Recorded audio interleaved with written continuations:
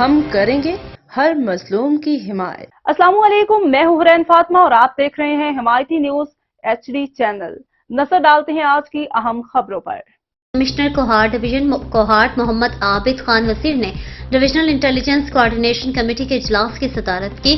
اجلاس میں کوہاٹ ڈویژن میں امن و امان کی عمومی صورتحال اور الیکشن 2024 کے حوالے سے سیکورٹی انتظامات کا جائزہ لیا گیا اور تفصیلی بحث کے بعد متعلقہ ضلع انتظامیہ اور پولیس آفیسرز کو ضروری ہدایات جاری کی گئیں۔